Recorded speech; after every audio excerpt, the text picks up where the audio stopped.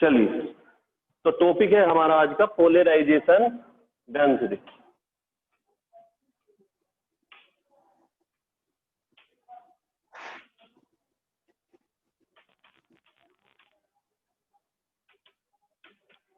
अब देखो ये होता क्या है, पोलराइजेशन डेंसिटी। हमने फिर से देखो डेंसिटी का फॉर्मूला, तुमने मास डेंसिटी को पढ़ा है, और mass density equals to mass density, है ना, इक्वल्स टू फॉर्मूला क्या था हमारा, जिसकी भी डेंसिटी बोलते हैं जिसकी टर्म में, क्योंकि 9th में फर्स्ट टाइम आप इस टॉपिक से मिले थे डेंसिटी से, तो आपने पढ़ा था ये तब मास की टर्म में, तो मास अपॉन वॉल्यूम, है ना। अब इस बार हम क्या पढ़ रहे हैं, पोलराइजेशन डेंसिटी। तो पोलराइजेशन डेंसिटी क्या होगा, इसको रिप्रेजेंट करते हैं पी से। इलेक्ट्रिक डाइपोल मोमेंट को भी पी से रिप्रेजेंट करते हैं, याद रखना, इलेक्ट्रिक डाइपोल मोमेंट भी पी से, और पोलराइजेशन डेंसिटी को भी पी से रिप्रेजेंट करते हैं। फॉर्मूला क्या होगा, डाइपोल डेवलप्ड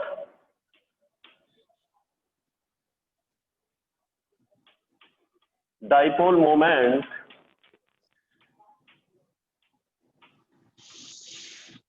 अपॉन, क्या लिखें, क्या लिखना होगा, dipole moment upon volume. Very good. अब देखो ये हमारा फॉर्मूला है।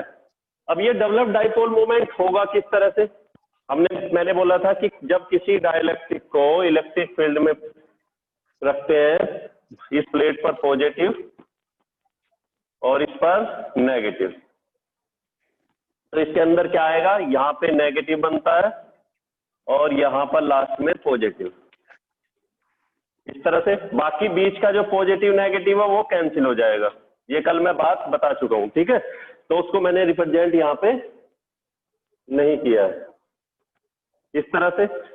सपोज इसकी थिकनेस है डी, है ना, जो डाइलेक्ट्रिक स्लैब है, स्लैब बोलते हैं एक तरह से रोड, जैसे हमारा ये डस्टर है, और यहाँ पे दो प्लेट रखी हो और उस प्लेट के बीच में इंसर्ट करें इसको, मीन्स रखे, है ना, दो गैप है इस तरह से, अभी ये, और इन गैप के बीच में मैं कोई तीसरी बॉडी को लेके आता हूं, यहाँ पे देखना भी जरा, ये इस तरह से रखी हुई है, कुछ गैप दिखाई दे रहा होगा, है ना, और इस गैप के बीच में मैंने ये पेपर को लेके आता हूं दोनों के बीच में। तो इस तरह से दो पैरेलल प्लेट है और दोनों के बीच में इंसर्ट किया एक स्लैब को, तो स्लैब के अंदर भी इलेक्ट्रिक फील्ड बनता है, और वो कितना बनता है, E equals to external electric field minus internal electric field. ये वाला फील्ड हमारा इसके अंदर अब हमें मिलेगा। इंड्यूस कितना हुआ इनसाइड, EI। सपोज एरिया कितना है इसका, A, ठीक है। तो डाइपोल मोमेंट का फॉर्मूला क्या था हमारा, सरफेस चार्ज डेंसिटी, मींस इसके ऊपर जो सरफेस चार्ज डेंसिटी बनेगी अभी, वो बनती है सिग्मा। तो सिग्मा इक्वल्स टू, क्या फॉर्मूला है सिग्मा का, charge upon area, charge upon area. और चार्ज किसकी वजह से बना है ये, इसको हमने बोला कौन सी charge density, polarization charge density. तो यहाँ पे जो ये सिग्मा है, सरफेस चार्ज डेंसिटी कौन सी है, polarisation surface charge density, sigma P को बोल दे, कौन सा चार्ज, क्यूपी, जो पोलराइजेशन की वजह से प्रोड्यूस हुआ, अपॉन ए, ठीक है, कितना होगा। तो क्यूपी इक्वल टू क्या हो जाएगा फॉर्मूले में, QP equal to sigma P into A, तो इतना चार्ज आ गया। अच्छा, ये वाला जो फॉर्मूला, अब इसकी बात करें, डाइपोल मोमेंट का आपने फॉर्मूला पढ़ा है, वहां पे देखो डाइपोल के लिए था, और डाइपोल के लिए जो फॉर्मूला था वो हमारा क्या था, P equal to Q into 2L। 2L लिया था दोनों के बीच की डिस्टेंस, वरना तो हम बीच की डिस्टेंस लेंगे खाली, L भी लिख सकते हो। उसी तरह से अब यहाँ पे जो प्रोड्यूस हुआ है कितना, सपोज मैंने कितना चार्ज बोल रहा हूं, कितना चार्ज आया, QP, है ना, QP, ये आएगा QP, ठीक, इतना चार्ज आया। अब बीच का गैप, एक चीज और बच्चों, हाँ यहाँ पे तुम्हें एक चीज और याद दिला दूं, हम अक्सर बोलते हैं कि कैपेसिटर की प्लेट के ऊपर चार्ज कितना है, तो अगर पूछने लगे तो चार्ज हमेशा एक प्लेट का बोलोगे, ऐसा नहीं कि दोनों का प्लस करके बताओगे। अगर मान के चलो एक कोई कैपेसिटर है और इसके ऊपर चार्ज क्यू, मैं बोल रहा हूँ कि कैपेसिटर को कितने चार्ज से चार्ज किया हमने, क्यू चार्ज से। मैंने बोला क्यू चार्ज से इसको चार्ज किया है, तो क्यू का मतलब क्या है कि एक प्लेट के ऊपर पॉजिटिव है और दूसरे के ऊपर नेगेटिव है। ठीक है, थोड़े को ज्यादा समझना। चलिए,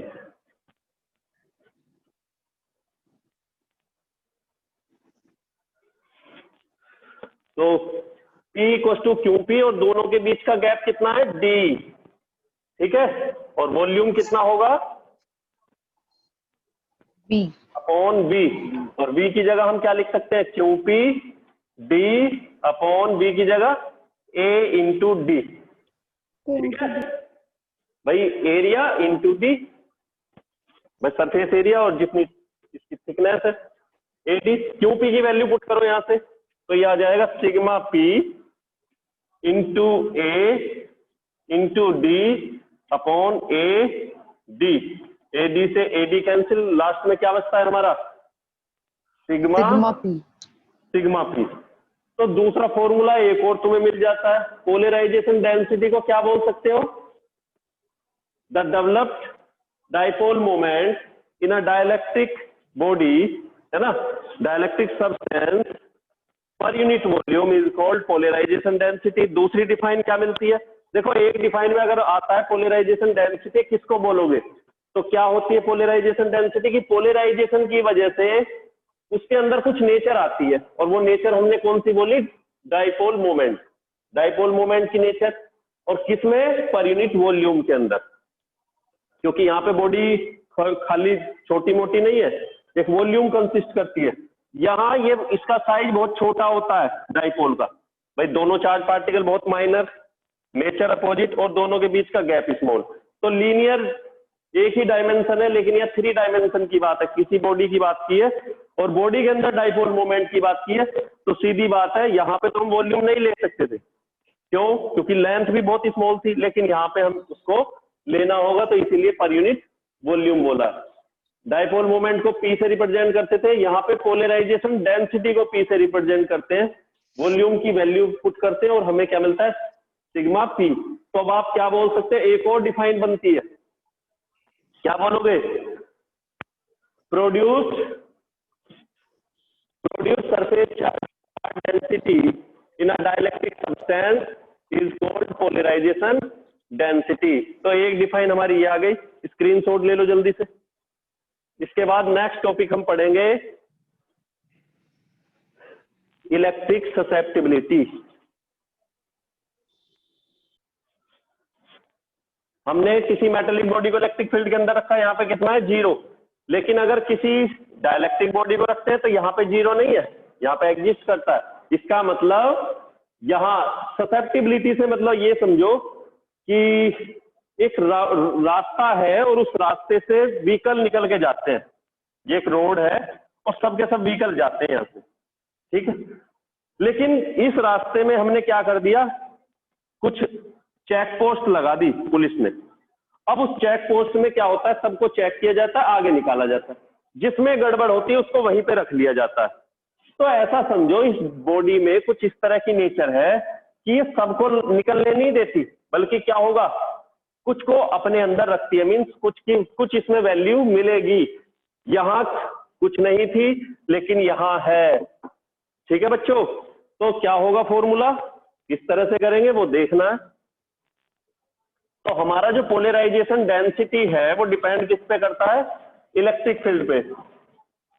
तो मैथमेटिकल वे में ससेप्टिबिलिटी को किस तरह से डिफाइन करेंगे वो समझना है। वैसे समझ आ गया, परमिटिविटी क्या है, इलेक्ट्रिक फील्ड लाइन को निकलने के लिए परमिशन। ससेप्टिबिलिटी क्या है, उसको ससेप्ट करना, अपने अंदर कुछ रोकना, अपने अंदर कुछ रखना, वो नेचर। तो जिसमें वो नेचर रहेगी यानी उसकी ससेप्टिबिलिटी कितना रहेगी, इसका मैथमेटिकल वैल्यू लेके आते हैं। तो हमने पढ़ा है पोलराइजेशन डिपेंड किस पे करता है, इलेक्ट्रिक फील्ड पे। जितना ज्यादा इलेक्ट्रिक फील्ड उतना ज्यादा पोलराइजेशन उसमें होगा, मींस डेंसिटी उसमें ज्यादा होगी। इसको रिप्लेस करेंगे और हमारा यहाँ पे एक कांस्टेंट आता है और इसको बोलते हैं इस तरह से यहाँ पे इलेक्ट्रिक फील्ड है E। तो ये जो कांस्टेंट है, देखो दोनों कांस्टेंट, ये तो जानते हो परमिटिविटी ऑफ फ्री स्पेस। दूसरा है हमारा, इसको बोलते हैं काई ई। क्या बोलेंगे? काई ई। और काई ई ही यहाँ पे क्या है हमारा? Electric susceptibility. तो equal to P upon epsilon naught E, ये इसकी वैल्यू आती है। फिर से देखो, पोलराइजेशन डेंसिटी डिपेंड किस पे करती है? इलेक्ट्रिक फील्ड पे। कौन सा इलेक्ट्रिक फील्ड? जो उसके अंदर प्रोड्यूस हुआ। ठीक है, तो P इक्वल टू ये कांस्टेंट आएगा, chi E equal to P upon epsilon naught E। तो क्या बोलोगे? प्रोड्यूस पोलराइजेशन डेंसिटी पर प्रोड्यूस, अच्छा एक चीज रह गई, चल रही है रिकॉर्डिंग पर। Produce polarisation density per unit permittivity of free space times of the electric field is called electric susceptibility। Screenshot लेना चाहते हो ले लो इसको। और नेक्स्ट टॉपिक हमारा, हाँ जी बोलो। सर हाँ इसकी जी, हेडिंग लिख दो, हेडिंग लिख दो सर इसकी वहां पे बोर्ड पे। अच्छा, इलेक्ट्रिक, नीचे नीचे ही लिख दो सर।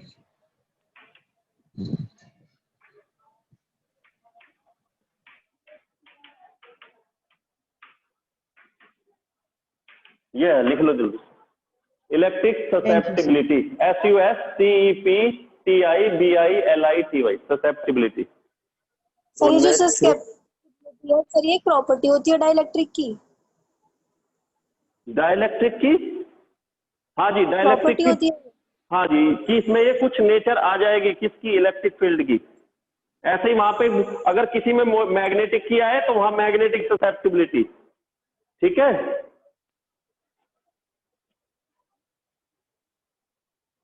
समझ आ गया?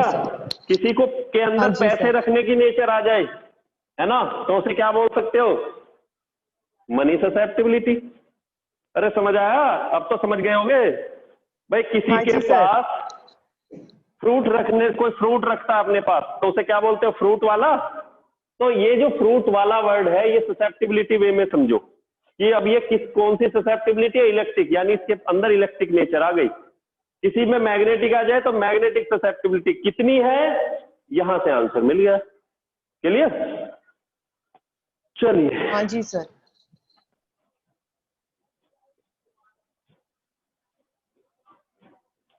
नेक्स्ट टॉपिक है आपका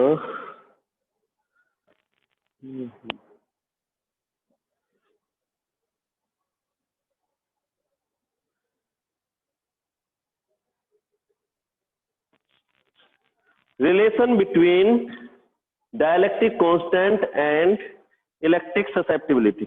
नेक्स्ट टॉपिक है हमारा रिलेशन बिटवीन इलेक्ट्रिक ससेप्टिबिलिटी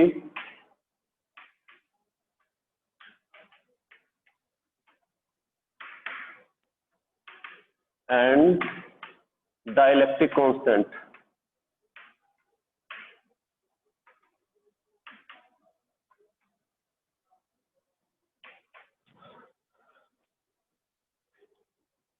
यहाँ पे ईपी की जगह पे ईपी की जगह पे, सर, ईपी की जगह ई, हाँ सर यहीं पे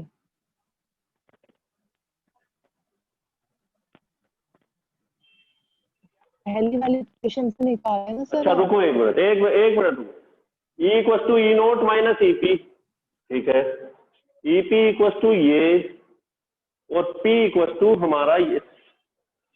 रुक जाओ, यहां तक है, ठीक है बच्चों। E equal to E naught minus EP, EP की वैल्यू ये है, पहले ईपी को ही पुट करते हैं। तो E equal to E naught minus P upon epsilon naught. अब सही है। अब पी की वैल्यू अब पुट करेंगे, तो पी इक्वल टू हमारा क्या होगा? एप्सिलॉन नोट काई ई और मल्टीप्लाई ई। ठीक है, अब तो सही है।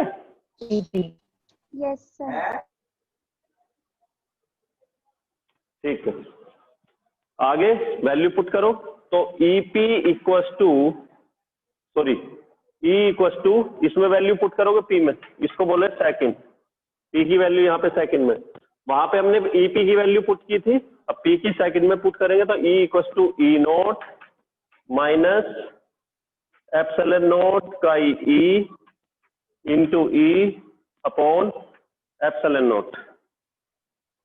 ठीक, एप्सिलॉन नोट से एप्सिलॉन नोट कैंसिल और आता है E equals to E naught minus chi E into E। इसको इधर ले आओगे, E naught equals to E common 1 plus chi E, E naught upon E, क्योंकि हमें डायलेक्ट्रिक कांस्टेंट बनाना है, और डायलेक्ट्रिक कांस्टेंट क्या होता है, K equals to epsilon naught, sorry permittivity की टर्म में भी है, या दूसरा फॉर्मूला है E नोट अपॉन E, ये भी एक फॉर्मूला है। अरे ठीक है बच्चों, तो ये हो जाएगा हमारा, हाँ जी 1 प्लस, हाँ जी सर यहाँ पे जो ये E बनाया है आपने, एक मिनट, हाँ अब बोलो। सर आपने जो ये E फिर से देखो एक बार, external electric field E naught, induce कितना हुआ पोलराइजेशन की वजह से EP, और नेट है हमारा E, ठीक है, नेट इलेक्ट्रिक फील्ड, और नेट किस किस का डिफरेंस होगा, E नोट माइनस EP से, तो E equals to E naught minus EP।